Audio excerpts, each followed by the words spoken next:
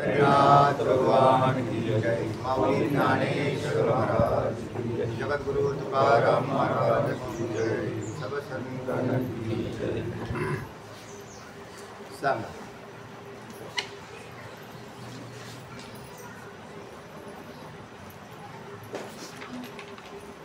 11 heading झालं होतं ना? निम्म झालंय का?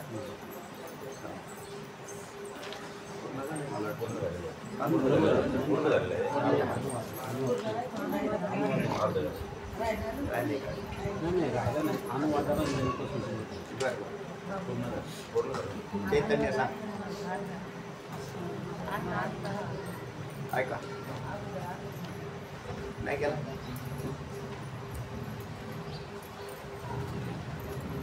काय जापूर कोण करतात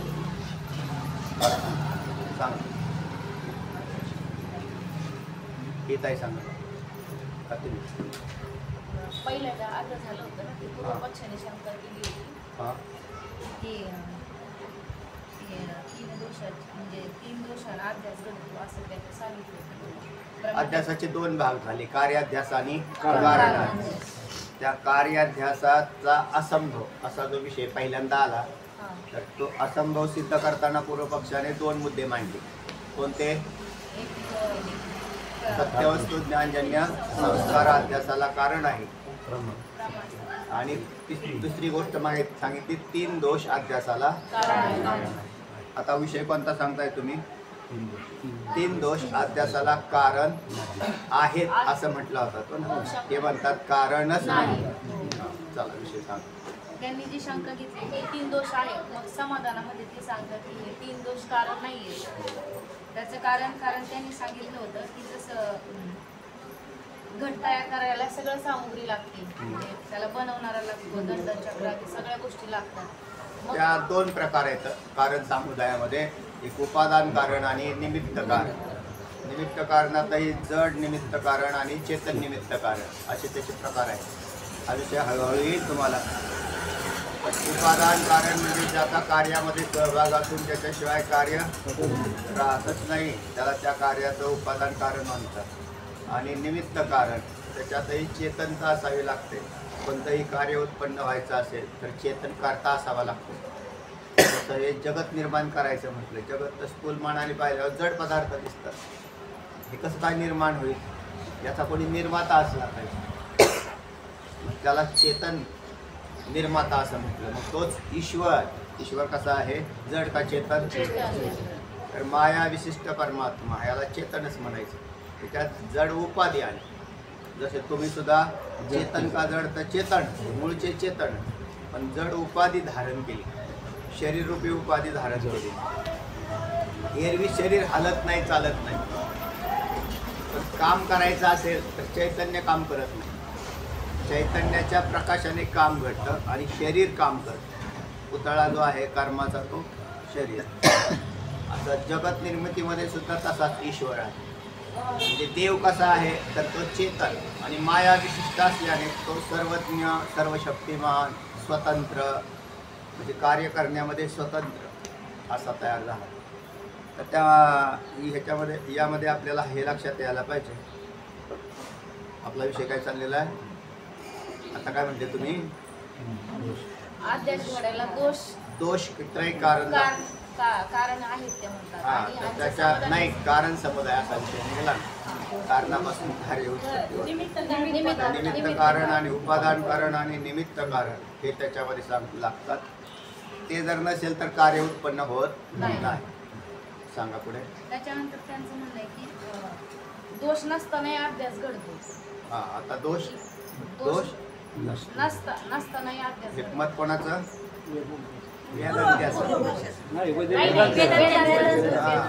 दोषत्रय अध्यासास कारण आहे हे पूर्व पक्ष. आणि मग त्याच्यातला कोणते दोषत्रय म्हटले तर प्रमाता, प्रमाण, प्रमेय हे या दोषांचा विचार आहे. पुढे सांगितलं की पहिला दोष सांगितला सादृश्यता. प्रमेयाच्या ठिकाणी सांगितलं की सादृश्यता हा दोष आहे. मग आत्म्याच्या ठिकाणी जर पाहिलं तर आत्म्याच्या ठिकाणी सादृश्यता दिसतच नाही. आत्म्याच्या ठिकाणी आणि अहंकाराच्या ठिकाणी हा दोष दिसत नाही. कारण आत्मा कसा आहे, चैतन्य स्वरूप तर आहेच, पण सर्व शक्तिमान आहे. आणि अहंकारादी जर पाहिलं तर ते जड आहेत असं सांगितलं. अहंकाराधिक जड आहे. हा ठीक. त्याच्यामध्ये आत्म्याला जाती नाही असं सांगितलं. आणि अहंकारातील त्याला जाती म्हणजे जाती आहेत. तो आपण म्हणू शकतो म्हणजे ब्राह्मण, वैश्य, क्षत्रिय या ज्या जाती आहेत तर त्या ते स्थूल देहाच्या ठिकाणी आहे. हो. वर्ण जाती या विचार कुठं आलाय? कुळ जाती वर्ण हे अवघेची गा अकारण असं माऊली ज्ञानोबराय म्हणतात. तसं तर ते या स्थूल देहाच्या ठिकाणी लागतात, सूक्ष्म देहाच्या ठिकाणी लागत नाही आणि आत्मेच्या ठिकाणी नाही, किंवा जीवात्मेच्या ठिकाणी नाही आणि आत्मेच्या ठिकाणी नाही. जीवात्मे प्रत्येक वेळेला नाना शरीर धारण करतात, कर्मगतीनुसार शरीर मिळतात आणि ती शरीर ज्या वेळेला ज्या वर्णामध्ये जातीमध्ये त्याचं जर कर्म असेल त्या कर्मानुसार तो जात राहतो. म्हणून एक स्वरूप कायमस्वरूपी कुठलीच जाती नाही. देहच कायमस्वरूपी नाहीत तर जाती कशी राहील? जाती कायमस्वरूपी आहे नाही. देह बदलल्यावर जाती बदलली, वर्ण बदलला, कुळ बदललं. हे कशामुळं घडलं तर कर्मामुळं घडलं. जसं कर्म आहे त्या कर्मगतीनुसार पुढे बदलतात. म्हणून त्याला गेल्या वेळेस म्हटलं होतं की हा अहंकार आपण धारण करू तर त्या शरीरात गेल्यावरती त्या व्यक्तीला त्याचा अहंकार होतो, परंतु हा खोटा आहे. पुढे जातीचा नसतानाही अध्यास घडतो. आता आत्म्याच्या ठिकाणी जातीचा अध्यास. तुम्ही कोण आहात? सच्चिदानंद ब्रह्मच आहात. मी सच्चिदानंद ब्रह्म आहे तर मग मी अमक्या जातीचा आहे हे म्हणणं संभवत नाही. म्हणजे जर संभवलं तर अध्यास झाला असं म्हणायचं. त्या व्यक्तीला अध्यास झाला. हा मी अमका आहे, मी फलाना आहे बोलतात अशी माणसं, व्यवहार करताना बोलत राहतात. तर त्यांच्या ठिकाणी काय झालेला आहे? तो अध्यास झालेला आहे.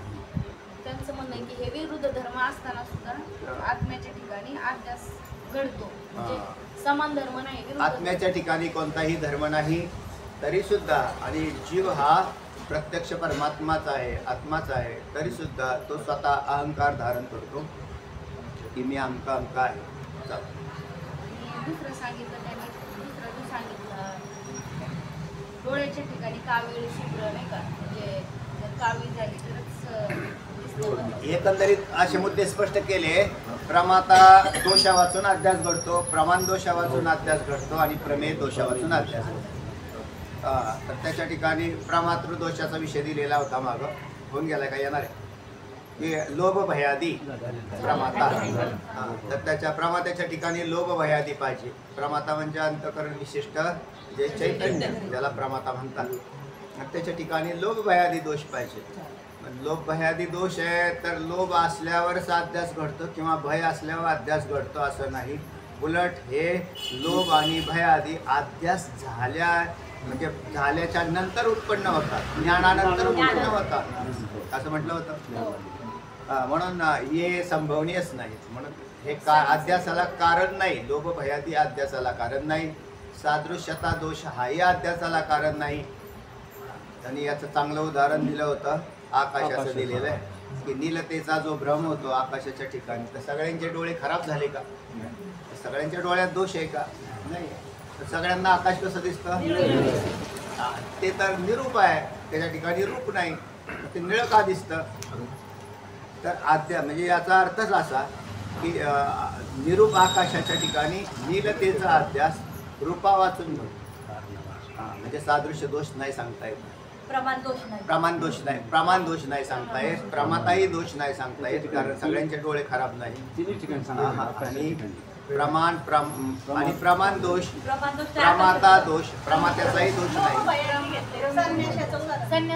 आकाशाच्या ठिकाणी आकाशाच्या ठिकाणी तिन्ही दोष बसतात की हे तिन्ही दोष कारण लागत.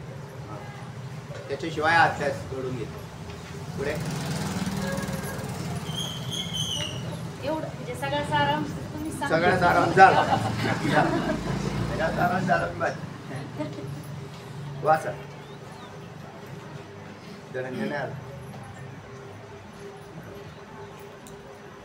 वाचा. 12वा मुद्दा चाललाय. कारण अध्यासाचा संभव, शंकेचा अनुवाद. विशेष रूपे करून अज्ञात वस्तूच्या ठिकाणी अध्यास होतो आणि आत्मा स्वयंप्रकाश आहे म्हणून त्याच्या ठिकाणी अज्ञान संभवत नाही. शंकेचा अनुवाद केला. विशेष रूपे करून अज्ञात वस्तूचे ठिकाणी अध्यास घडतो. वस्तू कशी पाहिजे ती? आणि आत्मा स्वयंप्रकाश आहे.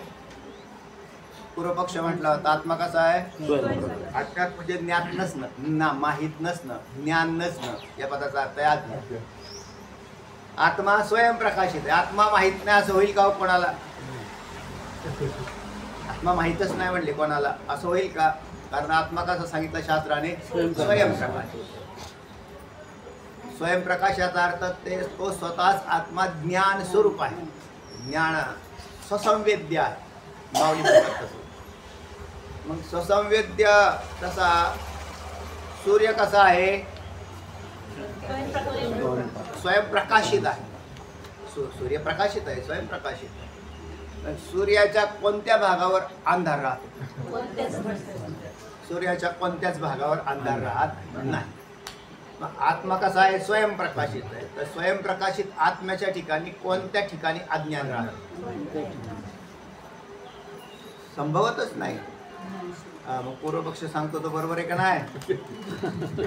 पूर्वपक्ष म्हणतो तो बरोबर आहे. तुम्ही हे आणलं कसं काय? कारण सूर्याच्या ठिकाणी जसा अंधार राहत नाही तसा स्वयंप्रकाशित म्हणजे ज्ञानस्वरूप आत्म्याच्या ठिकाणी अज्ञान संभवत नाही. चला, विशेष रूपे करून अज्ञात वस्तूच्या ठिकाणी अध्यास राहतो. म्हणजे अध्यास कुठं राहतो? अज्ञात असेल तर राहतो, ज्ञाताच्या ठिकाणी राहणार नाही. आत्मा स्वयंप्रकाशित आहे. वाचा. म्हणून आत्मा स्वयंप्रकाश आहे म्हणून त्याच्या ठिकाणी अज्ञान संभवत नाही. बिलकुल बरोबर आहे. हे म्हणणं पूर्वपक्षाचं 100% बरोबर आहे. आणि हा तर वेदांताचा मुख्य सिद्धांत आहे. हे बी सांगतो तुम्हाला.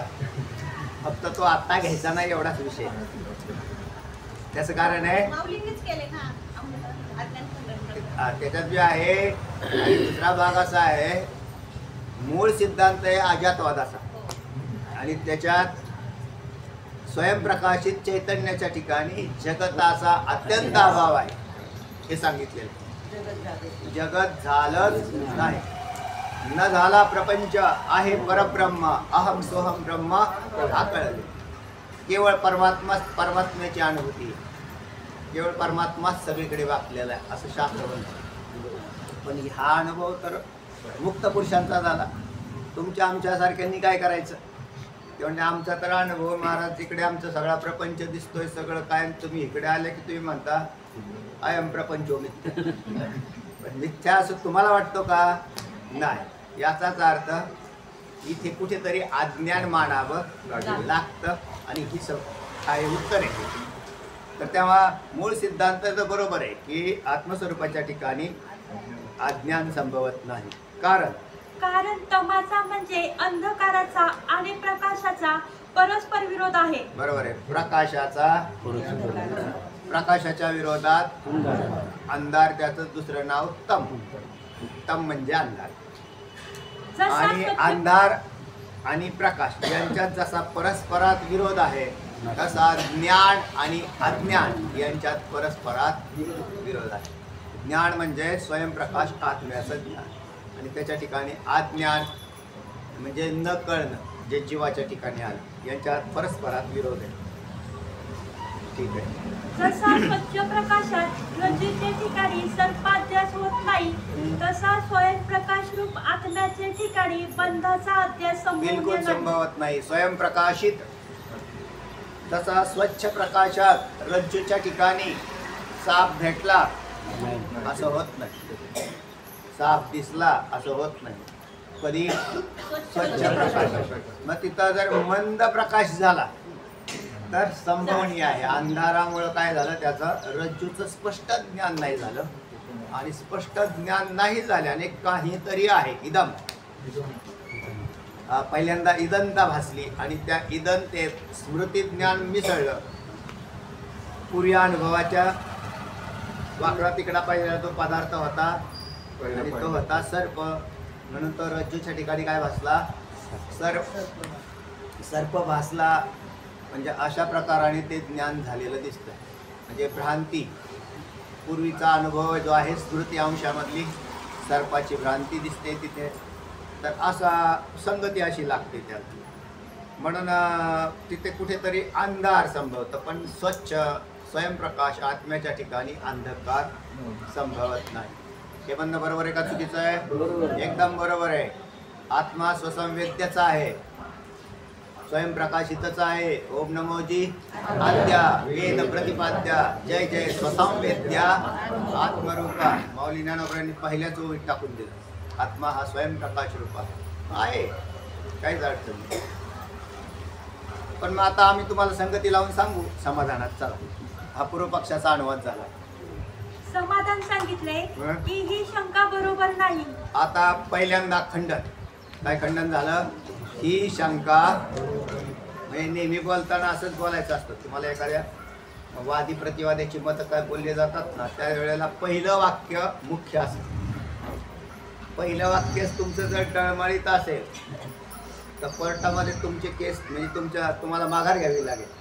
आणि पहिल्यांदा पहिलं वाक्य, ही शंका बरोबर नाही. आता कशी नाही ती सांगू आम्ही तुम्हाला, ऐका. आत्मा, कारण आत्मा स्वयंप्रकाश रूप आहे हे खरे, पण त्याच्या ठिकाणी अज्ञान नाही असे नाही. अज्ञान नाही असे नाही. मग अज्ञान आहे. कसं आहे ते ऐका. अज्ञान आहेच. अज्ञान आहे. आहेच पदाचा अर्थ ब्रह्मज्ञान खाली टीप दिली, खाली टीप दिली, एक आकडा टाकून की ब्रह्मज्ञान उत्पत्तीच्या पूर्वी जगत प्रतीती असेपर्यंत. आज याच्यात कोण कोण बसलं? आपण बसलो का नाही? आपण बसलो त्याच्यामध्ये. ब्रह्मज्ञान, आपल्याला जर ब्रह्मज्ञान झालेलं नाही तर आपण बसलो. कारण ब्रह्मज्ञान उत्पत्तीच्या पूर्वी अज्ञान आहे, ब्रह्मज्ञानानंतर अज्ञान नाही. जननो हे अवघा जनार्दन, किंवा जे जे दृष्टी दिसे ते ते हरिरूप. हे ब्रह्मव्यक्तेचे वाक्य. त्यांना सर्वत्र परमात्माशी प्रतीती आली. आम्हाला किंवा सावतबा महाराजांच्या भाषेत म्हटलं तर कांदा मुळा भाजी, अवघी विठाबाई माझी, लसूण मिरची कोथंबिरी, अवघा झाला माझा हरी. तर त्याच्यामध्ये आम्हाला कांदापणाने भासतो. भाव काय चाललाय? कांद्याचा भाव काय चाललाय? 21 रुपये. 20 रुपये. 21 रुपये भाव वाढले बरं का. देवाचे भाव वाढले का कांद्याचे? आम्हाला कांदा काय वाटतो? कांदा हा पदार्थ वाटतो. आम्हाला तो देव वाटतो. ते त्यांना वाटतं, साधूंना वाटतं.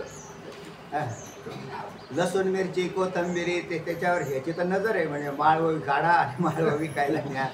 माळव्याला जरा बरे दिवस. तर त्याचं कारण आम्हाला त्याच्यात तसा भाव नाही. आणि ते साधू आहेत, त्यांचा भाग वेगळा आहे. म्हणून पदार्थ भासतो त्यावेळेला अज्ञान असतं, आणि पदार्थ देव भासतो तेव्हा ज्ञानदृष्टी आली महात्म्याची. म्हणून ब्रह्मव्यक्तेच्या ठिकाणी ब्रह्मव्यक्ता समांतर आपल्यामध्येच राहतो, पण त्याची नजर वेगळी आहे आणि आपली नजर वेगळी. आपली पदार्थाला पाहण्याची नजरच वेगळी जीवाची, आणि महात्म्याची वेगळी. दुसरं आहे, म्हणून जगत जोपर्यंत तुम्हाला सत्यरूपाने भासल, त्यातला अजून एक भाग आहे, जोपर्यंत जगत सत्यरूपाने भासतं तोपर्यंत अज्ञान आहेच. जोपर्यंत ब्रह्मज्ञान झालं नाही तोपर्यंत अज्ञान आहे. चला, जगत प्रतीती आणि जगत अप्रतीती. का म्हटले जगत अप्रतीती? म्हणजे दिसणारच नाही का? तर जगत दिसतं पण देव दिसतो, आणि एकाला जगत दिसतं पण जगतातले पदार्थ दिसतात. म्हणून व्यवहार तसाच चालतो, अनुकूल प्रतिकूल ज्ञानानुसार. आणि अनुकूल प्रतिकूल ज्ञान झालं की सुखदुःखाचे भोग होतात. म्हणून जीवाला सुखदुःखाचे भोग होतात. जगतातले पदार्थ पाहिल्यावर जर सुखदुःखाचे भोग होत होतात ना, तर तुम्ही अज्ञानामध्ये कुठेतरी दडलेले असले पाहिजे. कारण तुम्हाला लाभ झाली तर आनंद होतो, आणि हानी झाली तर दुःख होतं. तर तुम्ही जगताशी तद्रूप आहात, तत्स्वरूप झाले. आणि ब्रह्मवेत्ता पुरुषाला त्याच्याशी काही संबंध नसतो. दुःखेष्व नुद्विग्न मनः सुखेषु विगतस्त्वा वितराग भय क्रोध स्थितधीर मुनिरुच्यते असं म्हटलं. दुःखेष्व नुद्विग्न मनः, मन उद्विग्न होत नाही. दुःखाचे आघात साधूवर आणि समाजावर सारखेच येतात, पण ज्याला त्याच्यात काही वाटत नाही. तर अशा प्रकाराने चला, ब्रह्मज्ञानाच्या उत्पत्तीच्या पूर्वी जगताची प्रतीती असेपर्यंत अज्ञान आहेच, पण त्याचा तो प्रकाश म्हणजे ज्ञान. शास्त्रात ज्याला सामान्य ज्ञान म्हणतात ते आत्म्याच्या ठिकाणी असणाऱ्या अज्ञानाच्या विरोधी नाही. बस तेवढा विचार आहे. म्हणजे आत्म्याच्या ठिकाणी अज्ञान बी आहे म्हणा की. हा म्हणजे आहे, म्हणजे आत्म्याच्या ठिकाणी अज्ञान आहे. आता अधिष्ठानाकडून न पाहता अध्यस्थाकडून पाहिजे. मी तुम्हाला त्या दिवशी म्हटलं होतं आपल्या पाठीमागच्या, तुम्ही जर अधिष्ठानाकडे गेले तर तिथं अज्ञानाचा अत्यंत अभाव, आणि अध्यस्थ पदार्थाकडून अधिष्ठानाकडे गेलं की अज्ञानाचा संभव, अशी संगती लागते. अधिष्ठानाकडे आजही अधिष्ठानाकडे गेले आणि कोणी अधिष्ठानाकडून म्हणत असेल की ब्रह्मस्वरूपाच्या ठिकाणी जगताचा अत्यंत अभाव आहेच आहे, महाराज मग दिसतं कसं? मग तुम्ही अज्ञानात आहे. तुम्ही कशात आहे? अज्ञानात. मग ब्रह्मस्वरूपाच्या आत्म्याच्या ठिकाणी जगताचा अत्यंत अभाव आहेच, काहीच अडचण. सिद्धी कशी होते ती फार सुंदर आता सांगतील तुम्हाला. दृष्टांतपूर्वक सांगितल्यावर मग सिद्धी व्हायला सोपं होते. जसं आत्म्याच्या ठिकाणी अज्ञान आहेच आहे, म्हणजे अज्ञानाच्या अज्ञान त्याच्या विरोधात राहत नाही. अज्ञान विशेष आहे आणि आत्मा सामान्य असेल तर सामान्य आणि विशेष एकमेकाच्या विरोधात राहत नाही. दोन विशेष एकमेकाच्या विरोधात असतात. दोन विशेष एकमेकाच्या विरोधात असतात. एक सामान्य आणि एक विशेष राहतात. भोळसट नवरा आणि हुशार बायको एकत्र राहतात. दोन भारी असले तर मग ते एकत्र राहत नाही, ते लगेच भांडणच जोरदार. गावात एक लगेच म्हणतात कोण येतो हे तोंडी आपली नाहीत का गावात. म्हणजे दोघं एक सामान्य असेल म्हणजे त्याने काय तुम्हाला काही कळतच नाही, ठीक आहे कळत नाही तर कळत नका का कळाना असं म्हटलं की ते काम होऊन जात. मला कळत नाही तुला काय लय कळतं का, त्यांना लगेच सुरू झाली. हां बायकोचं साबण नवऱ्याने लावलं म्हणून त्याला पोहायला जेल मिळतात. बापरे, फार मोठी शिक्षा.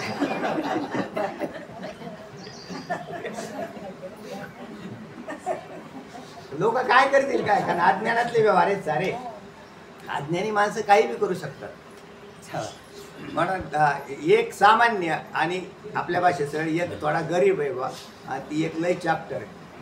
दोन्ही पाहिजे. जोड्या लावताना अशाच लावलेल्या आहेत, वरून सुद्धा येतात. नाहीतर ही प्रपंच टिकायचे नाही. एक कोणाला तरी माघार घ्यावी लागते का नाही, की तात्पुरती घ्यायची. आपल्यात कमीपणा आल्याने आपल्यात काय कमीपणा तयार होत, हे श्रेष्ठ माणसाचं लक्षण असतं. जो माघार घेतो ना हा नेहमी श्रेष्ठ असतो, आणि जो माघार घेत नाही ना तो मनुष्य कनिष्ठ असतो. कशाच्यावर माघार घेतली की नाही काय तुम्ही तर माघारच घेता, म्हणजे माघार घेतली हा मनुष्य श्रेष्ठ असतो, मोठाच असतो, कारण तो समोरचा आडमुठाचा असतो. ब्रह्माच्या बाबतीतही तसंच. इकडे एक सामान्य आणि एक विशेष. अज्ञान विशेष आहे आणि सामान्य चैतन्य त्याच्या ठिकाणी खुशाल जगत, अख्खं जगत झालं ते म्हणजे काही अडचण नाही. जर विरोधी असते तर सुसुप्तीमध्ये म्हणजे झोपेत मी काही जाणत नव्हतो असे जी आता आम्हाला हे उदाहरण सांगा की आत्माही आहे, स्वयंप्रकाशित आत्माही आहे आणि अज्ञानही आहे, असं एखादं उदाहरण सांगा. ते म्हणजे आपलं उदाहरण कुठं झोपले, झोपल्यावरती झोपेमध्ये तुम्ही आत्म्याच्या अतिशय जवळ आहात, अत्यंत जवळ आहात, कारण तिथे एक अज्ञान कार्य लय पावलेलं असतं.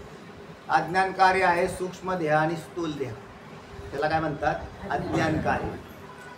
ज्या वेळेला मनुष्य झोपलेला आहे त्यावेळेला त्याला स्थूल देहाचं भान आहे का? नाही. म्हणून स्थूल देहाची उपाधी त्यांनी त्यागली. दुसरा गोष्ट म्हणजे इंद्रिय चालू आहेत त्यातली. असं नाही की रक्तपुरवठा बंद झालाय.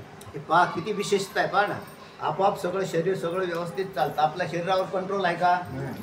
उलट त्याचा असा हात पाडलेला असं आणि झोपेत असा झाला तरी तो तसाच पडतो. त्याचं शरीरावर काय नाही, नियंत्रण नाही. म्हणजे स्थूल देहावर नियंत्रण नाही. बरं, आतला सूक्ष्म देह जो व्यवहार करणारं इंद्रियासहित तो कारणामध्ये लय पावलेला आहे. म्हणजे त्याच्या कारण देहा त्याच्यामध्ये गेला, तो अज्ञानात गेला. म्हणजे तेही राहिला. सूक्ष्म देह नाही, स्थूल देह नाही, पण कारण देह आहे ना. आणि कारण देह आणि चैतन्य एकाच शेजारी शेजारी येतात. बरोबर आहे. तिथं चैतन्यही आहे आणि अज्ञानही आहे.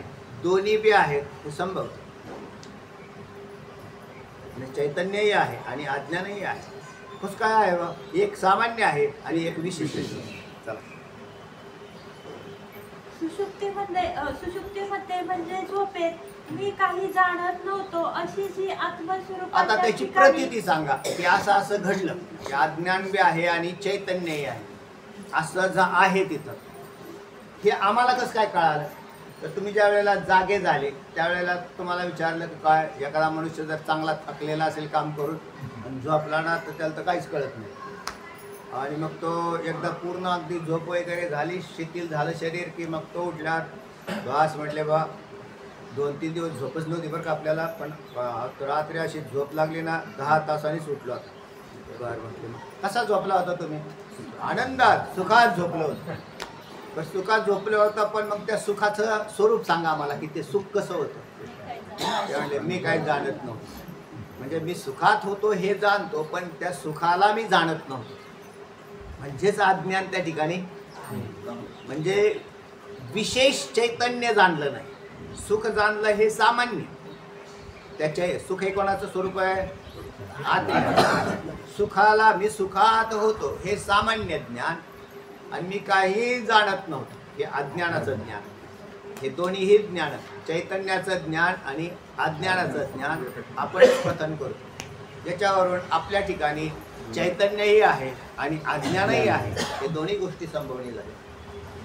आणि मग दोन कसं काय एकत्र राहतील? राहील ना. एक सामान्य आणि एक विशेष. अज्ञानाला विशेष का केलं? तर तेच अज्ञान ज्या वेळेला त्या अवस्थामध्ये फिरत राहते, सुषुप्ती नंतर स्वप्न, स्वप्नानंतर पुन्हा जागृती, तर त्या अवस्था विशेष आहे. ते अज्ञान विशेष का झालेलं आहे? तर जीवाच्या ठिकाणी अज्ञान भ्रांती हे विशेषच आहे. जगत सत्य नसताना सत्य भासणं हे विशेष आहे. आणि मी देह नसताना देह भासणं म्हणजे मी देह आहे असं म्हणणं हे भ्रांती विशेष आहे. नाही तर मग तुम्हालाही दुसरं ज्ञान पाहिजे. कोणता? दुसरं एक विशेष आहे की अयम आत्मा ब्रह्म हे ज्ञान विशेष आहे. पण हे ज्ञान जीवाच्या ठिकाणी नाही तर संतांच्या ठिकाणी आहे. आणि आमच्या ठिकाणी जे ज्ञान आहे ते आत्म्याचं ज्ञानच नाही असं नाही, पण आत्म्याचं सामान्य ज्ञान आमच्या ठिकाणी आहे. आत्म्याचं विशेष ज्ञान आमच्या ठिकाणी नाही. ज्या वेळेला विशेष ज्ञान होईल त्यावेळेला काय होईल? त्यावेळेला तुमची जीवदशाच जाईल.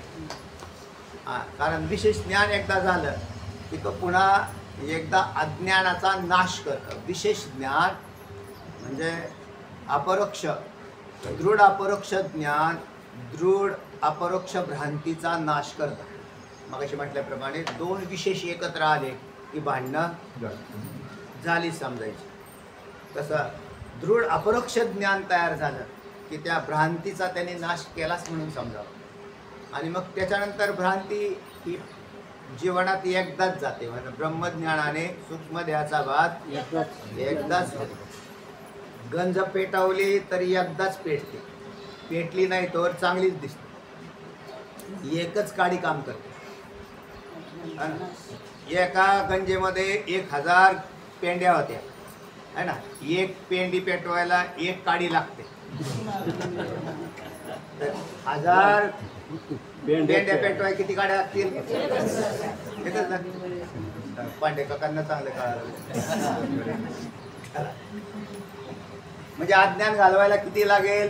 एकच आत्मज्ञानाची ज्योत प्रज्वलित व्हावी लागेल आणि एकदाच व्हावी लागेल. एकदा गेलं की गेलं. मग काय होईल, त्यावेळेला स्पष्ट ज्ञान होईल त्याला की अरे मी तर परमात्मा आहे. मी तर कारण नसताना या अध्यासामध्ये गुंतून बसलो होतो. कसा बसलो होतो ते तुम्हालाच नंतर असं वाटेल काय हो हास्यास्पद प्रकारे हा. कारण नसलेल्याला असलं मानणं हे हास्यास्पदच आहे ना. देह नाही आणि त्याला मी देह म्हणतो. जड पंचमहाभूतांचा देह त्याला मी धरून बसलो. वास्तविक मी देह नाही आणि जगतही नाही, त्याला मी सत्य करून बसलो. चला पुढे. अशी जी आत्मस्वरूपाच्या ठिकाणी अज्ञानाची प्रतीती येते ती आली नसती. बरोबर. त्या प्रतीतीवरून अज्ञान आत्मस्वरूप ज्ञानाचा विषय आहे असे ठरते. बरोबर आहे. अज्ञान हे आत्मस्वरूप ज्ञानाचा विषय आहे असं ठरलं. सुषुप्तीकालीन अज्ञानाचे प्रत्यक्ष ज्ञान आहे म्हणूनच जागृतीत अज्ञानाची व सुखाची स्मृती होते. कधी होते? जाग झाल्यावर होते. त्या काळात त्या वेळेला त्याला भासलं नाही कारण तिथं तो अनुभव घेतोय. सुषुप्ती अवस्थेत आज जीवात्मा काय करतोय तिथे अज्ञान सूक्ष्म वृत्ती असतात. बरं, कारण अनुभव घेण्यासाठी वृत्ती लागते. म्हणून अविद्येची वृत्ती सुषुप्ती अवस्थेत सूक्ष्मत्वाने असतेच आणि त्या ठिकाणी त्याचा अनुभव घेते. आणि अनुभव घेतल्यानंतर फक्त ती सूक्ष्म वृत्ती जागृतीत आल्यावर ती प्रगट होऊन अनुभव कथन करते. अत्यंत सूक्ष्म त्याला अविद्येची वृत्ती म्हटलेली आहे. आणि स्वप्नामध्ये सुद्धा अविद्येचीच वृत्ती काम करते आणि जागृतीमध्ये अंतःकरण वृत्ती काम करते. वृत्तीमध्ये भेद आहे. एक अज्ञानमय अविद्या वृत्ती सुषुप्तीत आणि त्याच्यातही स्वप्नातल्या अविद्यावृत्तीपेक्षाही सूक्ष्म अविद्यावृत्ती कुठे दिसते? सुषुप्ती अवस्थेत. हां चला पुढे. स्मृती पूर्व अनुभवा वाचून केव्हाही होत नाही असा नियम आहे. हा, स्मृती ही पूर्व अनुभवा वाचून केव्हा होत नाही म्हणजे अनुभव कुठे घेतला? सुषुप्ती अवस्थेत. आणि कथन कधी केला?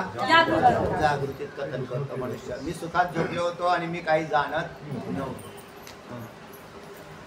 यावरून सुषुप्तीमध्ये सुखाची आणि अज्ञानाची जी प्रत्यक्ष प्रतीती होते त्याची जागृती स्मृती होते. बिलकुल.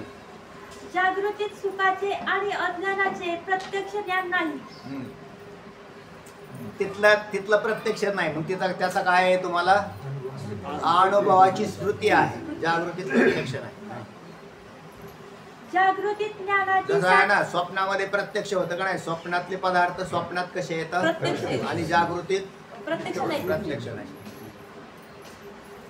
जागृतीत ज्ञानाची साधने तर अंतःकरण किंवा इंद्रिय ही आहेत, पण सुषुप्तीत त्यांचा लय आहे. सुषुप्तीत त्यांचा लय झाला. मगाशी सांगितलं तुम्हाला. यास्तव सुषुप्त अवस्थेमध्ये अविद्यावृत्ती करूनच आत्म्याचा प्रकाश त्या आला का? कोणत्या वृत्तीकडून? अविद्या वृत्तीकडून. हा शब्द महत्वाचा आहे. कारण सुषुप्ती अवस्थेत सुद्धा जर सूक्ष्म देहाचा लय पावला तर ज्ञान कसं काय झालं अशी शंका आत्ता नाही आली तुम्हाला तरी पुढे येऊ शकते. जसं कळेल विषय तसं सुषुप्तीत ज्ञान कसं काय झालं. कारण तुम्ही तर काय म्हटले होते, इंद्रिय आणि अंतःकरण ही ज्ञानाची साधन आहेत आणि ती तर जागृतीत राहतात. आणि सुषुप्तीत साधन कोणतं आहे जे ज्ञान करून देईल? तर कोणतं आहे? अविद्यावृत्ती. मग अविद्यावृत्ती नावाचा काय प्रकार आहे? तर तिथं अंतःकरण जे आहे ना त्याच्या अत्यंत सूक्ष्म अंतःकरणच अविद्या कार्यच आहे आणि त्याची सूक्ष्म वृत्ती त्या कारण देहाच्या ठिकाणी काम करते. कारण कारणात लय पावलंय नाही. मंडळी कोण कुठे गेली? स्थूल सूक्ष्म कारणात गेली. त्यावेळेला त्या ठिकाणी त्याची उपस्थिती आहे आणि ते ज्ञान करून मिळते. जर आत्मस्वरूप प्रकाश अज्ञानाचा विरोधी असता तर सुषुप्तीमध्ये अज्ञानाची प्रतीती झाली नसती. बिलकुल. हा, याच्यावरून कळालं असतं जर चैतन्याचा तो प्रकाश अज्ञानाच्या विरोधी असता तर मी सुखात झोपलो होतो आणि मग त्या सुखाचं स्वरूप सांग असं म्हटल्यावर तो अंडा सच्चिदानंदत्व आणि मी त्याला जाणीन. सच्चिदानंद म्हणजे मनुष्य झोपला तरी ब्रह्मज्ञानी झाला असता. काय होईल?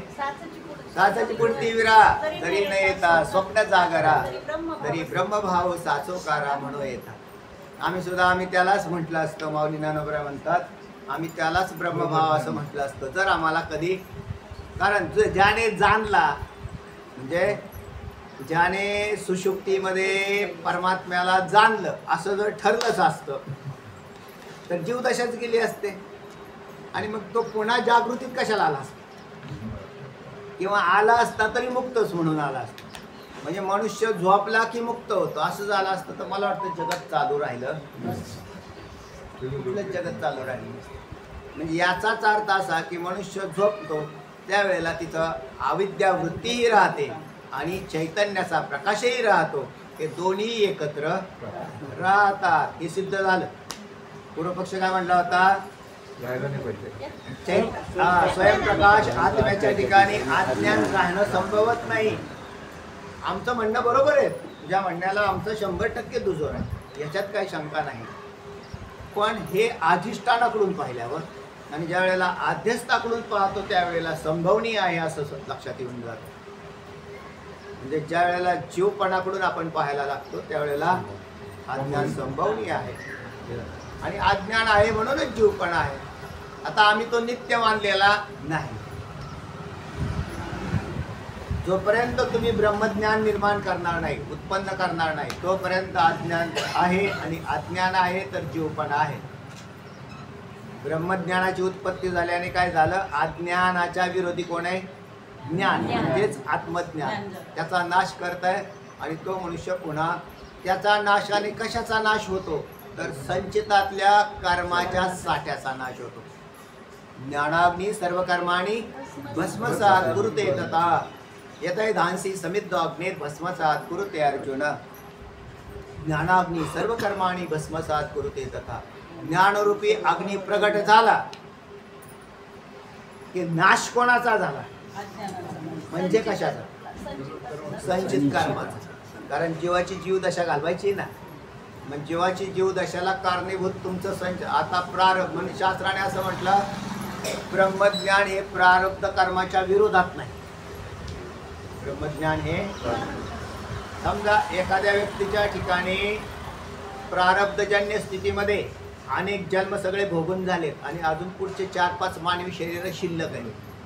तर म्हटले महाराज मग त्याचं कसं काय होईल, कारण त्याला तर ते ब्रह्मज्ञान प्रारब्ध कर्म जे बाहेर पडलेले त्याच्या विरोधात कामच करत नाही, त्याला भोगावंच लागतं. तो मग पण त्याचा बेनिफिट झाला ना, फायदा बनला ना. कोणाला, सगळ्या समाजाला फायदा झाला. जो तत्ववेत्ता निर्माण झाला त्याचे 4 जन्म शिल्लक आहेत. 4 जन्म शिल्लक आहेत तर त्याच्यात ब्रह्मज्ञान संभवत नाही. संभवतं कारण ते ब्रह्मज्ञान प्रारब्ध कर्माच्या विरोधातच नाही. मग त्याचे जन्म कसे राहतील तर सत्वापत्ती असंशक्ती पदार्थाभाविनी आणि तुर्य त्याच्यात राहतील. ज्या ज्ञानभूमिकेत त्याचे जन्म संभवतात. कारण पुढच्या ज्ञानभूमिका आहेतच. त्याच्यात ती झाले. पुढच्या असंशक्ती ती एक अवस्था आहे. असे काही तुम्हाला दिसतील अवलिया पुरुष तयार झालेले दिसतील की जे त्यांच्या महिमेमध्येच राहतात. तिथले पाठ बी सांगत नाही, काहीच सांगत नाही, काहीच नाही, असे तुम्हाला दिसतील. ते म्हणले हे कसे काय असू शकतात. असंशक्ती पदार्थाभाविनी कुठल्या तरी पुढच्या अवस्थेत गेलेले असते. सत्वापत्ती अवस्थेलाच ब्रह्मज्ञानाची अवस्था म्हणते. म्हणजे ज्याच्यात आत्मज्ञान होतं ती सत्वापत्ती. आणि जसा शुभेच्छा सुविचारणा तणमानसा आणि 4थी अवस्था सत्वापत्ती आहे, माहिती ना. 7 ज्ञान भूमिका आहेत त्या. तर त्याच्यात म्हणजे पहिल्या 3 साधनात्मक आहेत आणि पुढच्या 4 ज्या आहेत त्या स्थिती बांधणाऱ्या म्हणजे त्या स्थितीच्या आहेत. तर त्याच्यात एकापेक्षा एक वरचढ स्थिती ब्रह्मज्ञानाच्या द्वारे निर्माण होते. एकदा सत्वापत्ती अवस्थेत गेला म्हणजे आत्मज्ञान निर्माण झालं, अज्ञानाचा नाश झाला तर तो जीवदशेत गेलाच नाही.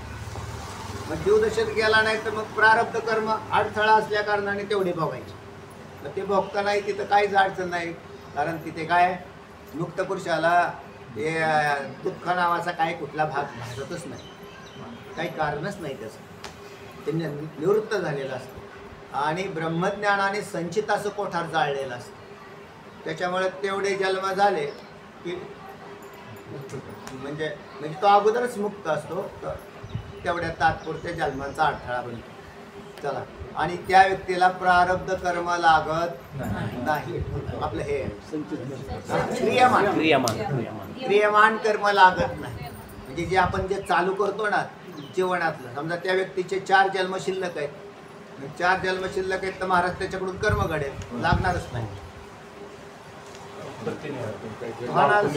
कर्म उत्पत्तीच होत नाही. जसा तुम्हाला प्रयोग करून पाहायचा असेल ना, बघा आता, पण ज्वारीचं बी ना ते भाजल्यावर लई भारी होत. ज्वारीचं बी असं भाजून घ्यायचं आणि मग पेरायचं. हा, उगवत पांडे काका काय म्हणणे, भाजल्यावर फार भारी होतं बरं का. प्रमाण सांगा ना. तिच्या बाजूने केली लाई आम्हा जन्म मरण नाही. तसं प्रकारे तुकोबराय सांगतात. तर त्याचं कारण तशा भाजलेल्याला ह्या म्हणजे मुक्त महात्मा, त्यांना त्याच्याशी काही देणं घेणं नाही. देह आसक्ती नाही, आसक्ती नाही, पण जन्म मात्र असू शकतो. म्हणजे आत्मज्ञानापुढे अज्ञान आलेच नसते. हा, जर तसं जर राहत नसतं तर आलंच नसतं. पण याचा अर्थ असा आहे की ज्ञान आणि अज्ञान हे एका कालात राहतात, फक्त एक सामान्य आणि एक विशेष. परंतु आत्मस्वरूपाच्या ठिकाणी अज्ञानाची प्रतीती येते, म्हणून आत्मप्रकाश अज्ञानाचा बाधक नाही, उलटा साधक आहे. बरोबर आहे. उलटा काय आहे? साधक आहे. का साधक कसा आहे? साधक कसा आहे? अज्ञान जड आहे आणि प्रकाश चेतन आहे. त्याने अज्ञानाला चेतन बनवल्यासारखं केलं. हे शरीर जड आहेत का नाही? चालायला पाहिजे का ह्यांनी? नाही चालायला पाहिजे. याच्यात काय आला? चैतन्य प्रकाश आला. प्रकाश आल्याने चालायला लागले ना. हे साधक बनलेले आहेत. त्याला साधक बनलं म्हणजे चैतन्य साधक बनलं. नाहीतर एरवी पंचमहाभूता पृथ्वी आप तेज वायू आकाशापासून तयार होणारं शरीर त्याला तर शव झालं. हे शव कसं काय काम करेल? त्यामुळे चैतन्य त्याच्या म्हटले ठीक आहे. मग त्याच्यात कोणतं चैतन्य? 2 चैतन्य, एक सामान्य आणि एक विशेष. कुटस्थ चैतन्याला सामान्य चैतन्य म्हणावं, कुटस्थ चैतन्याला सामान्य चैतन्य म्हणावं आणि आभासाला विशेष चैतन्य म्हणावं. जमलं का नाही? काही शंका आहे का? नाही ना. कोणाचा बाद होतो? सामान्याचा का विशेषाचा? म्हणजे आभासाचा बाद. आता एक विशेष आणि एक सामान्य, तर यांच्यामध्ये काम होऊन जातं आणि मग त्याच्यामध्ये हे देह एकदम व्यवस्थित टिकतात, राहतात. अनादिकालापासून आपली जन्म चालू, काही अडचण नाही. आता तुम्ही त्या आभासाचा म्हणजे विशेष आभास जो जीवपणाला प्राप्त झाला त्याच्या ठिकाणी ज्ञान सांगितलं शास्त्राने. बुद्धिस्थ चिदाभासाला आत्मज्ञान होतं आणि तेच आत्मज्ञान झालं की तो अधिष्ठान स्वरूपाकडे जातो. जो सामान्य होतो ना तो मुक्त होतो, जो विशेष असतो तो राहतो. मुक्त कोण होतं? सामान्य होतो. तर तुम्हाला सामान्य व्हायचंय का विशेष व्हायचंय?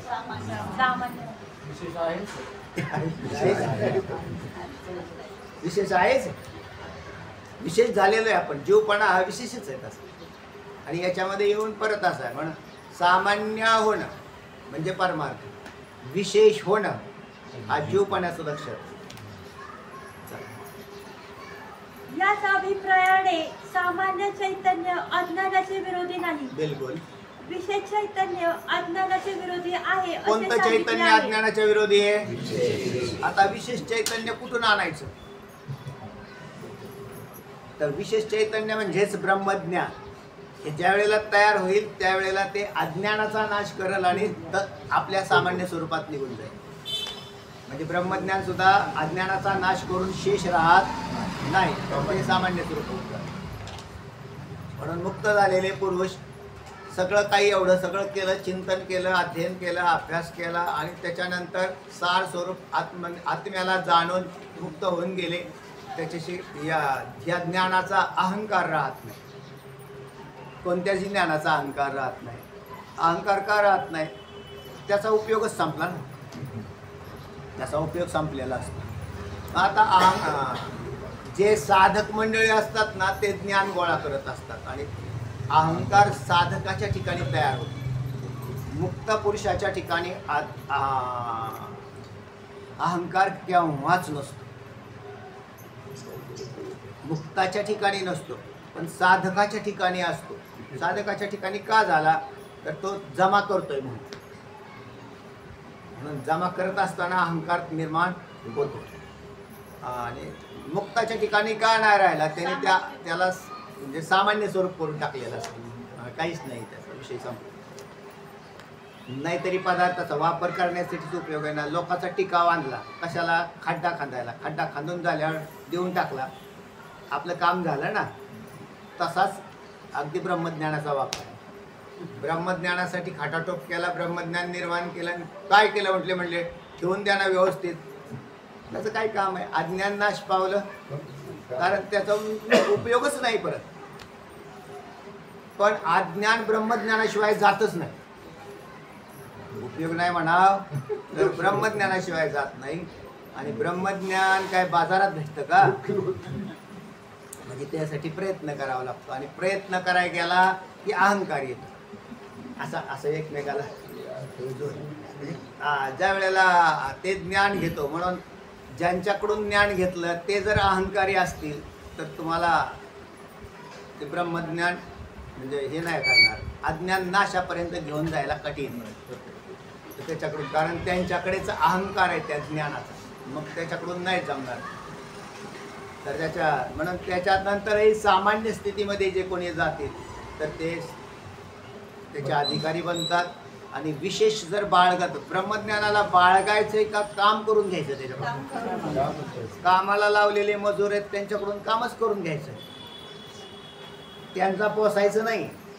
तसंच ब्रह्मज्ञान त्या ब्रह्मज्ञानाकडून काम करून घेतलं. काय? अज्ञान नाश.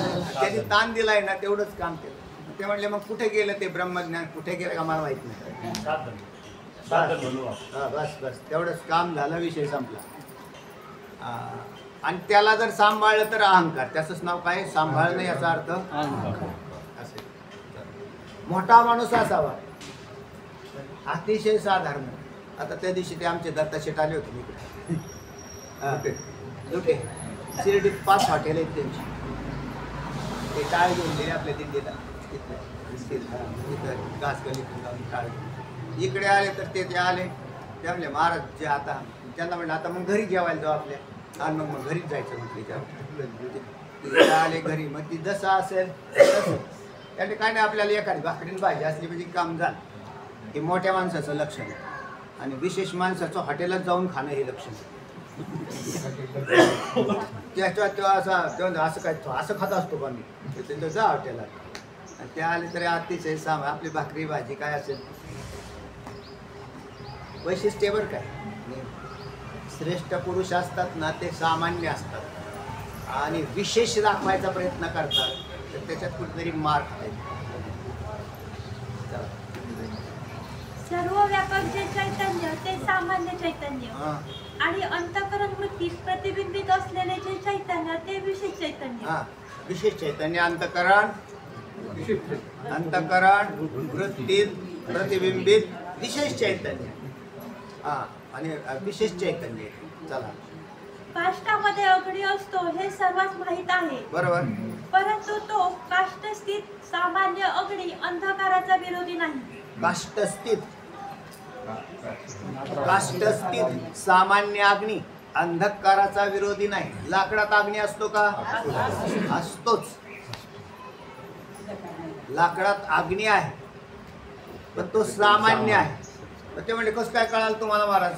काही नाही. 2 लाकडं अशी घासू द्या एकमेकाला. 2 लाकडं एकमेकाला घासायला लागली आपोआप अग्नी प्रकट होतो त्याच्यात.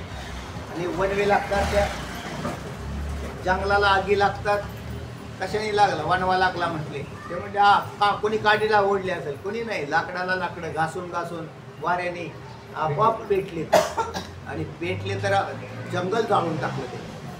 लाकडात अग्नी आहे, मग तोच अग्नी झाडाच्या वृद्धीलाही कारण आहे.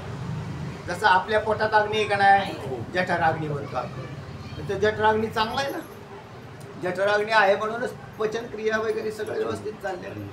तसं त्या वृक्षामध्ये सुद्धा अग्नी आहे, पण तो सामान्य आहे. आता विशेष झाल्यावर लाकडं जाळून टाकतो. विशेष झाला तर तो जसा लाकडं जाळून टाकतो, तसं आपल्यामध्ये असणारं अज्ञान, ते अज्ञान आहे ना, ते अज्ञान विशेष आहे आणि चैतन्य सामान्य, हे दोन्ही व्यवस्थित चालले.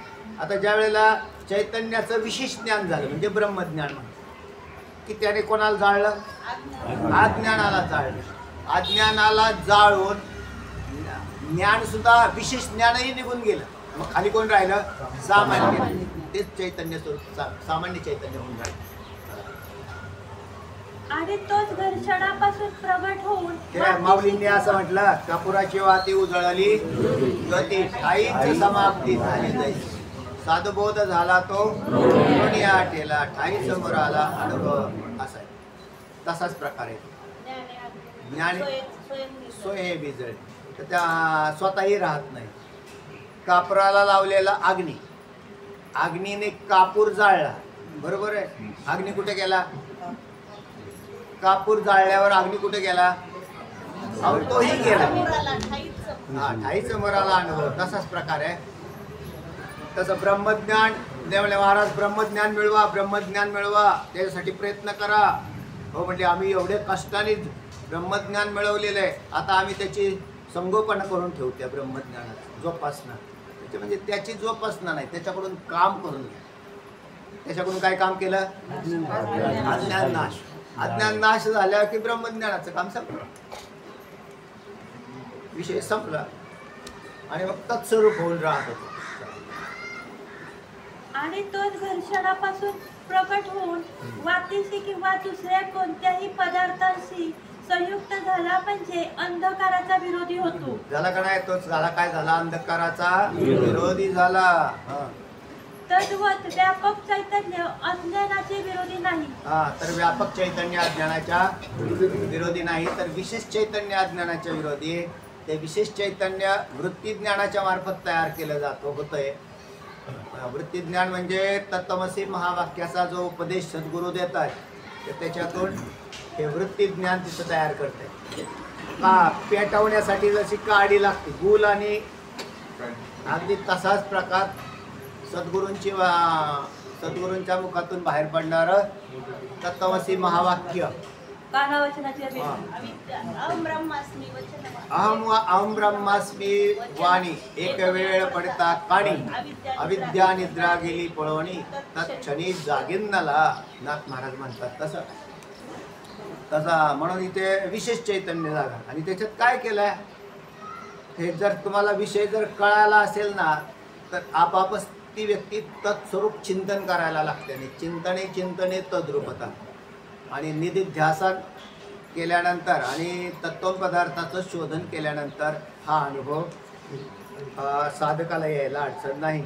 कोणता म्हणताल तर अहम ब्रह्मास्मी. चला ऐका. तथापि वेदांत विचारापासून अंतकरणाची जी अहम ब्रह्मास्मी, अहम म्हणजे मी आणि ब्रह्मास्मी अशी पदच्छेद आहे त्यात. अस्मी म्हणजे आहे आणि ब्रह्म अर्थात व्यापक चैतन्य. मी व्यापक चैतन्य आहे असा मराठी अनुवाद झाला. अहम ब्रह्मास्मी. तर हे याच्याही आधी एक वाक्य येतं, तत्त्वमसी, तत्त्वम असी. हे येऊन गेलं ना तुम्हाला.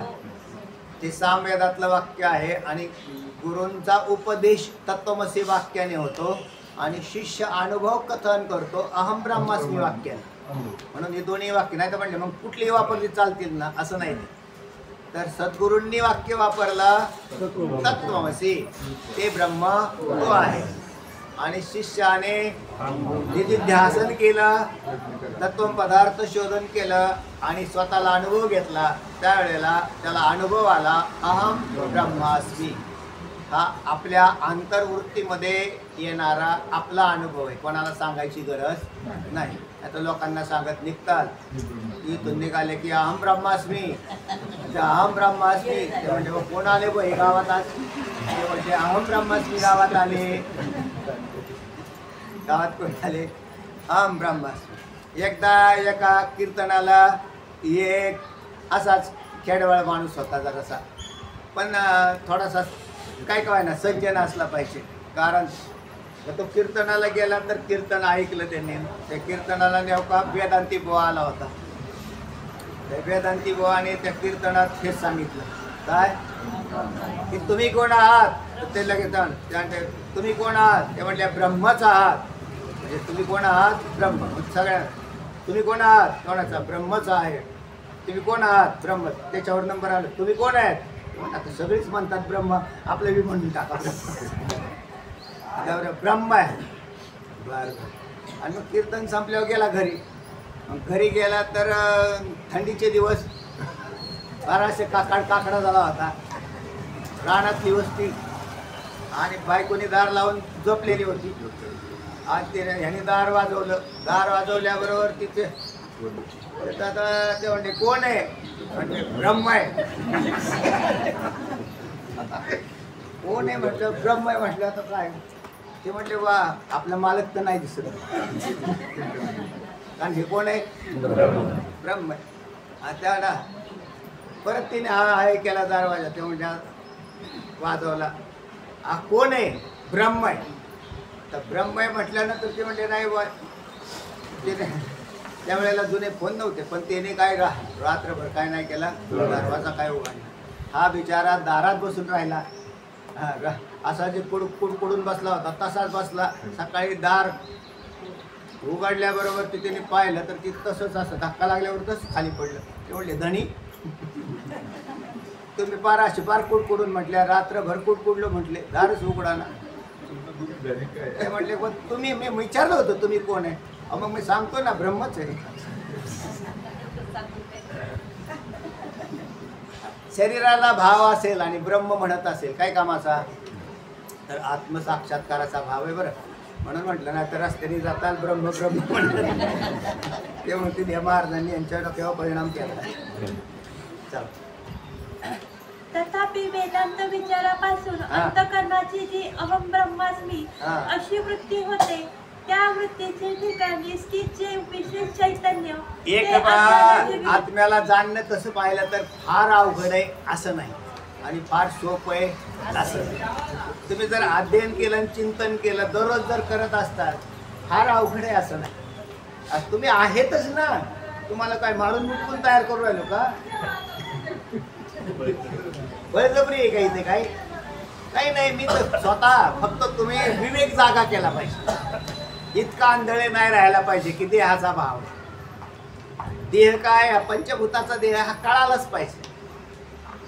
उचलतोय ना आपणच नेऊन जाळतोय का नाही? एक पहा तसा एकाची दहने सावध त्या गुणे कार्य नव्हा मारा हाक देवा भय अट्टासे जव काळायसे झाले नाही.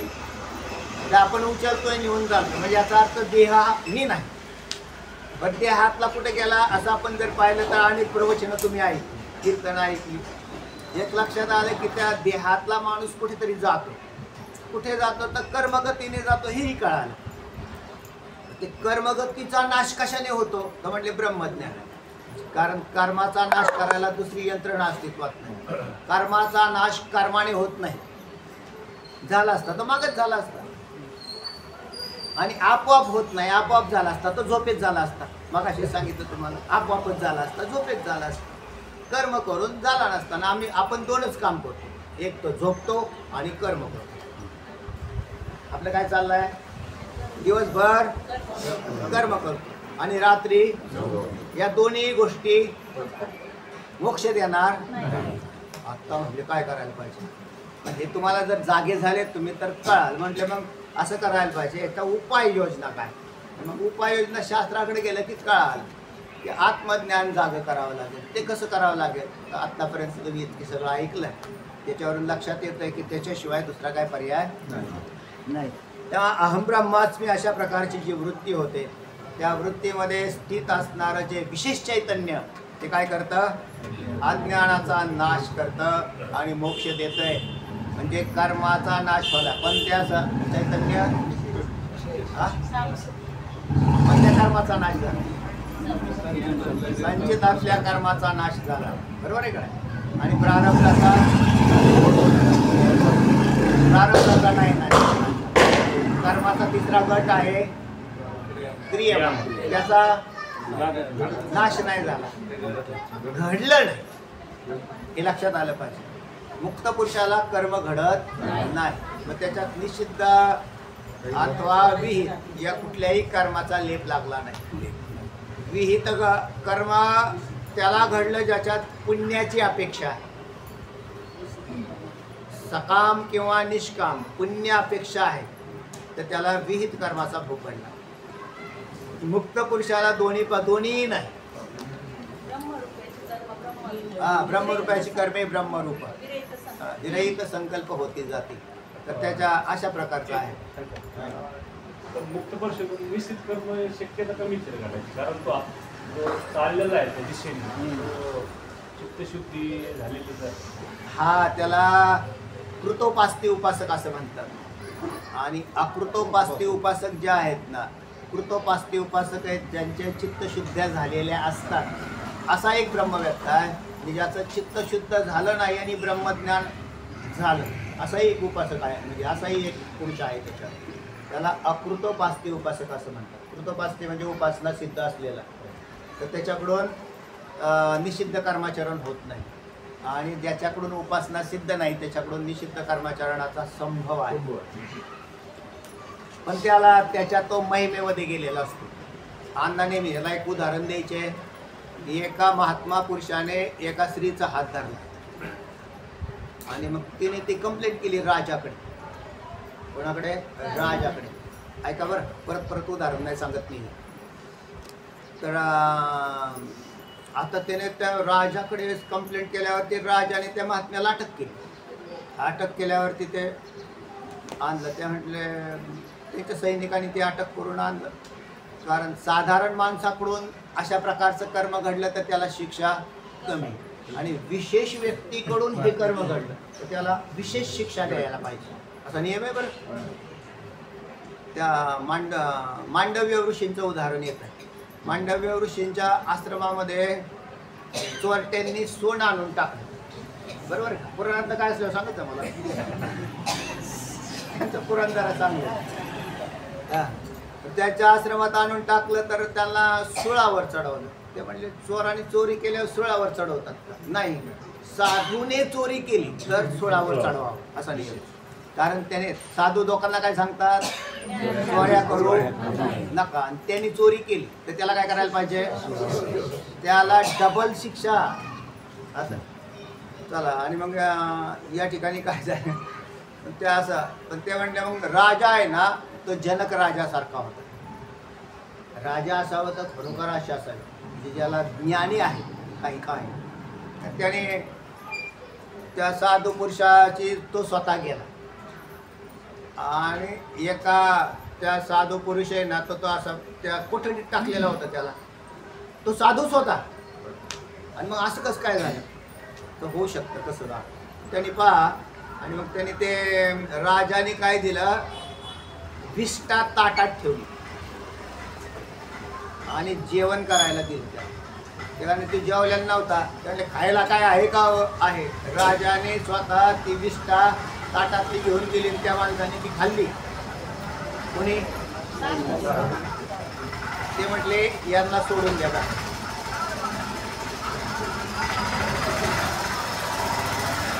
हे अण्णांनी सांगितलेलं उदाहरण सांगतो बरं का तुम्हाला, त्यांना सोडून द्या. हा त्यांनी नाही केलेलं, त्यांच्या मनात हा भावच नाही. ज्या माणसाला विष्ठेचा आणि अन्नातला फरक कळत नाही त्याला म्हणजे काम उत्पन्नच होणार नाही, कारण त्याच्या ठिकाणी तो विषय नाही. तर त्याच्याकडून सहजतेने काहीतरी झालेली गोष्ट आहे. विधी अवस्थेमध्ये असं झालं. तेव्हा त्यांना त्याला सोडून देण्यात आलं. ते म्हणजे राजाने निर्णय असा कसा काय घेतला, तर राजा श्रेष्ठ होता. त्याला हे कळालं की हा साधू आहे का बिगर साधू. त्याच्यामध्ये त्याच्याकडून जर विष्ठा खाण्यात आली नसती तर त्याला विषयाचा भेद कळतो हे सिद्ध झालं असतं. त्याला कोणता भेद कळतो? विषयातला भेद कळतो हे सिद्ध झालं असतं. चला कळालं? हा, तर याच्यात मोठा सिद्धांत दडलेला आहे, पण ते कृतोपास्ती अकृतोपास्ती उपासकांच्याकडून घडतं. मग त्या असं म्हणले की होत नाही असं नाही, तर त्याच्यामध्ये असा विषय आहे. आता जे दुसरा जे साधना करतात ना, पडिले वळण इंद्रिया सकळ भाव तो निराळा नाही तुझा, तर ज्यांच्या ठिकाणामध्ये अशा प्रकारची पूर्वी भक्तीचे संस्कार आहेत तर त्याच्यामधून गेलेले असतात, तर निश्चित कर्माचरण त्यांच्याकडून घडत नाही. ज्यांच्याकडून संस्कार आहेत त्याच्यात संस्कारच नाही. आणि मग ब्रह्मज्ञान झालं कसं? तर ब्रह्मज्ञान कालिक तपश्चर्या करून झालेलं असतं. काही कालिक तपश्चर्या, आणि ती तपश्चर्या संपली की त्यांच्याकडे याचा खळखळाट असतो, म्हणजे उपासनेचा, त्याच्यामुळे घडू शकतं. चालतं. त्या वृत्तीचे ठिकाणी स्थित जे विशेष चैतन्य ते अज्ञानाचे विरोधी आहे, हा प्रथम पक्ष म्हणजे अवच्छेदवाद. बिलकुल. तर आता अवच्छेदकवाद, याच्यातले आभासवाद, अवच्छेदकवाद, बिंब प्रतिबिंबवाद असे काही वाद आहेत. पैकी पहिला विषय सांगतायत की त्या वृत्तीच्या ठिकाणी जे स्थित विशेष चैतन्य ते अज्ञानाच्या विरोधी आहे. म्हणजे वृत्तीमध्ये स्थित असणारं जे चैतन्य ते विशेष चैतन्य ते अज्ञानाच्या विरोधी आहे, याचं नाव अवच्छेदकवाद. अवच्छेदकवाद्यांनी डायरेक्ट अशा प्रकारचं चैतन्य हे अज्ञानाच्या विरोधात आहे, अहम ब्रह्मास्मी वृत्ती पासून उत्पन्न होणारं असं मांडलेलं आहे ते अवच्छेदकवादी. आता चैतन्य विरोधात नसून आभास रूप चैतन्यासहित वृत्ती अज्ञानाची विरोधी असा मानणारा एक गट आहे, त्याला आभासवादी असं म्हणतात म्हणून सांगतायत. ऐका. किंवा दुसऱ्या पक्षी आभास रूप चैतन्यासहित वृत्ती अज्ञानाच्या विरोधी आहे, हा आभासवाद. याच्यामध्ये आभास मानलेला आहे. वृत्तीमध्ये अधिक आभास मानणं याला आभासवादी, आणि वृत्तीत आभास न मानता केवळ चैतन्य मानणं याला अवच्छेदकवादी. असे दोन प्रकार आहेत. आता त्यात अवच्छेदकवादी हा पक्ष तुम्हाला पटायला थोडासा कठीण आहे. याचं कारण का?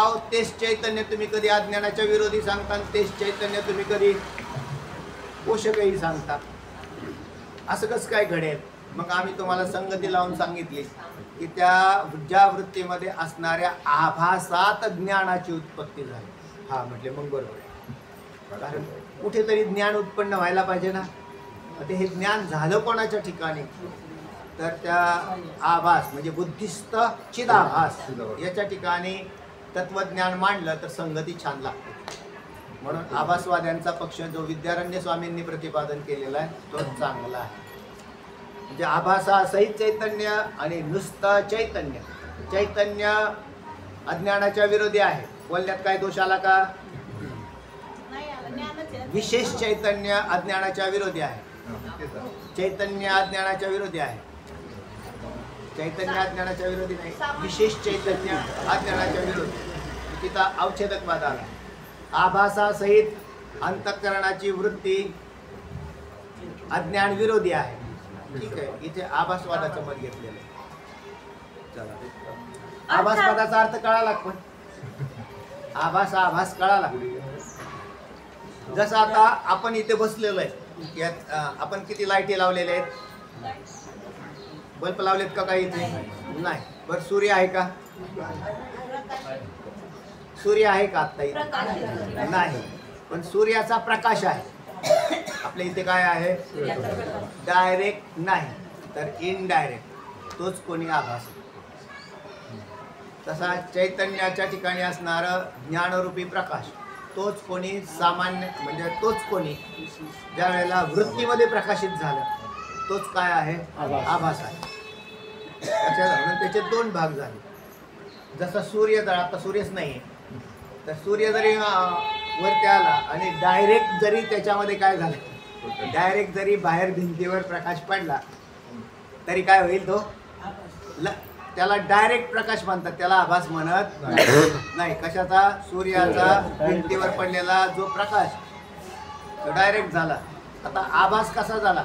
त्याचाच प्रकाश इथे आत आला. आपण आपल्या इथं आत्ता कशाचा प्रकाश आहे? सूर्याचाच प्रकाश आहे, पण डायरेक्ट नाही, तर तो आभास स्वरूपात. तसा अंतःकरणामध्ये असणारा सूक्ष्म देहाला प्रकाशित करणारा जो इनडायरेक्ट प्रकाश तो आभास. आणि त्या आभासाच्या ठिकाणीच काय झालं म्हणजे ज्ञानरूपी विशेष प्रकाशाची उत्पत्ती झाली.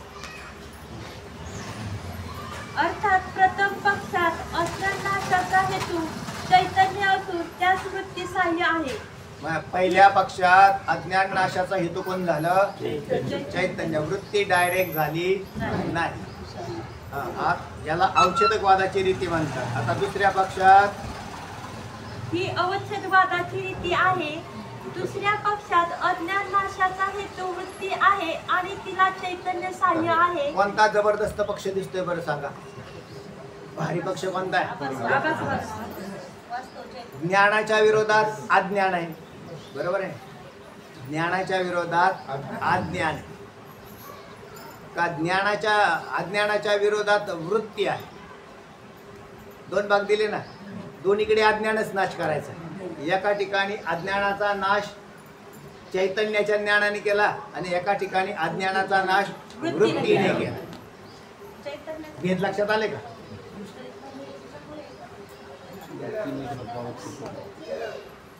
भेद लक्षात आले का?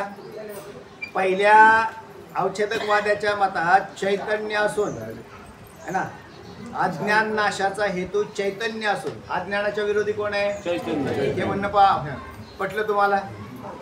पटलं का ना? अज्ञानाच्या विरोधी कोण आहे? चैतन्य. म्हणजेच ज्ञान झालं. आता दुसऱ्या पक्षात अज्ञान नाशाचा हेतू अज्ञानाचीच वृत्ती आहे. अज्ञानाचा नाश कोणी केला? अज्ञानाच्याच वृत्तीने केला. आणि मग म्हणले वृत्ती तर जड आहे, चैतन्याचं सहाय्य. हा पक्ष दोन्ही मत फार सुंदर येतं बरं का. म्हणजे त्याच्यात असं आहे, आता मूळ सिद्धांतात पूर्व पक्षाने शंका केली होती तिथे की स्वयंप्रकाशित आत्म्याच्या ठिकाणी अज्ञान संभवत नाही. तर ते म्हणले चैतन्य, विशेष चैतन्य म्हणजे चैतन्याच्या द्वारे अज्ञानाचा नाश संभवतो. त्याला ते उत्तर बरोबर लागतं. दुसरं आहे, मग इतक्या काळ राहिलेले चैतन्याच्या ठिकाणी अज्ञान इतक्या काळ राहिलं म्हटले तुम्ही म्हणता. हो म्हटले, कारण सामान्य चैतन्याच्या ठिकाणी विशेष अज्ञान राहत. मग त्या अज्ञानाचा नाश चैतन्याने अगोदरच व्हायला पाहिजे होता, आत्तापर्यंत का नाही झाला? तर त्याच्यात अज्ञान नाशक वृत्तीने जन्मच घेतला नाही. अज्ञान नाशक वृत्तीने जन्मच घेतला नाही. मग अज्ञानाच्या विरोधात कोण आहे? अज्ञानाच्या विरोधात ज्ञान नसून अज्ञानाची वृत्ती आहे. लक्षात आलं का? जसा आपल्याकडे एक म्हण आहे, कुऱ्हाडीचा दांडा गोतास काय, अशी एक म्हण आहे. लोकांनी पहिले धोरणात म्हणे बनवलेले. नुसती कुऱ्हाड असेल तुम्हाला तर झाड तोडता येतं का? एवढे लोखंडाचा तुकडा म्हटले नाही. ते म्हटले त्यांच्याच भाव केला झाडांच्या विचार. ते म्हटले कोणी दांडा देता का हो आम्हाला?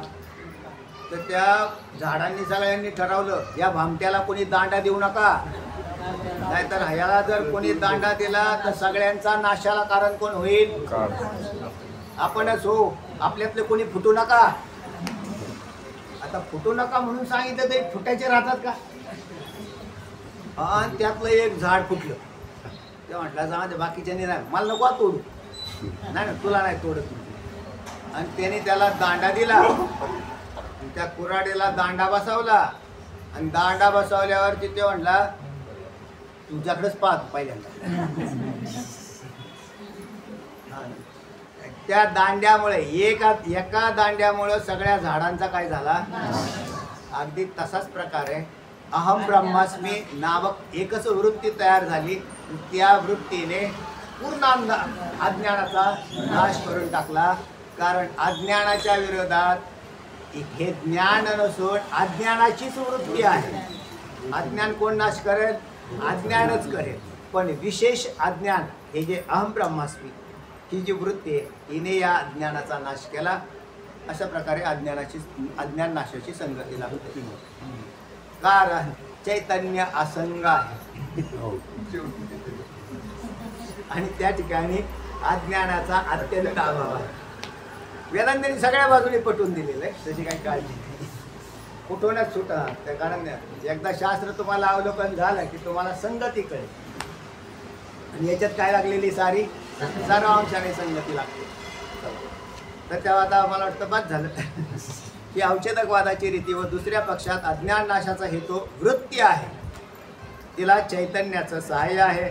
ही आभासवादाची रीती जीव स्वरूपाचा विचार करते वेळी सर्व व्यापक ब्रह्मचैतन्याला अवच्छेदक म्हणजे संकुचित करणारी फक्त वृत्तीच जे ग्रंथकार मानतात त्यांना औच्छेदकवादी म्हणतात. म्हणजे जे वृत्ती औच्छेदक मानतात ते औच्छेदकवादी व अंतःकरणाची केवळ वृत्ती औच्छेदक न मानता वृत्ती चैतन्याचा आभास म्हणून जीवाभासाची साभास वृत्ती औच्छेदक मानतात त्यांना आभासवादी म्हणतात. असे दोन मतांचा